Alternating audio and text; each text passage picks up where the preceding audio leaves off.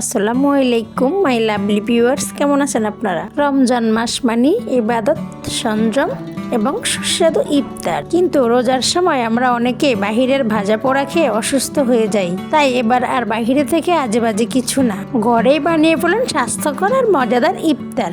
আজ আমি আপনাদের জন্য নিয়ে এসেছি বাঙালির চিরচেনা প্রিয় ইফতার পেঁয়াজু। আজ আমি আপনাদের দেখাবো কিভাবে সাধারণভাবে মচমচে এবং ঝরঝরে পেঁয়াজু তৈরি করবেন। তাই পুরো রেসিপিটি দেখতেই থাকুন, মিস করবেন না। এর জন্য প্রথমে আমি 1 কাপ পরিমাণ অ্যাঙ্কর ডাল নিয়েছি এবং সেগুলোকে 2 ঘন্টা ভিজিয়ে রাখার পরে ব্লেন্ডারে ব্লেন্ড করে নিয়েছি। আপনারা হয়তো দেখেই বুঝতে পারছেন আমি কিন্তু ডালটা একদম মিহি করে পেলে নিয়ে একটু দানাদার রেখেছি।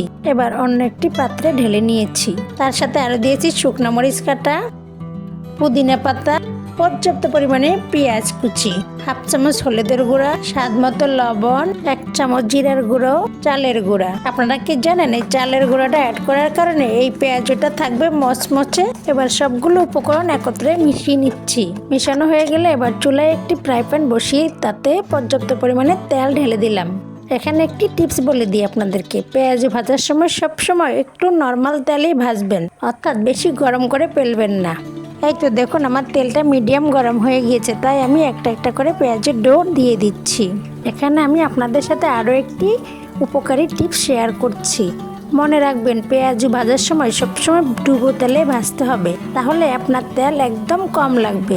যদি আপনি কম তেলে ভাজেন তাহলে পেঁয়াজুর জন্য অনেক বেশি তেল খরচ করা লাগবে। তাই সবসময় চেষ্টা করবেন একটু ডুবো তেলে ভাজার জন্য। এবং এর সাথে আরও একটি উপকারও আছে, ডুবো তেলে পেঁয়াজু ভাজলে সেই পেঁয়াজুটা অনেক সময় পর্যন্ত মচমচে থাকে এবং কড়া থাকে। এই তো আপনাদের সাথে কথা বলতে বলতে আমার পেঁয়াজুগুলো এক পাশ ভাজা হয়ে গিয়েছে, তাই আমি উলট করে দিচ্ছি। মিডিয়াম হিটে পেঁয়াজু ভাজলে মচমচা থাকে দীর্ঘক্ষণ, তাই তাড়াহুড়া করবেন না, একটু সময় নিয়ে ভাজবেন। আপনাদের কাছে অনুরোধ, পুরো রমজান মাস জুড়ে আমার ইউনিক রেসিপিগুলো পেতে হলে আমার পেজটির সাথেই থাকবেন। আমি ইনশাল্লাহ চেষ্টা করব প্রতিদিন একটি করে ইউনিক রেসিপি দেওয়ার জন্য।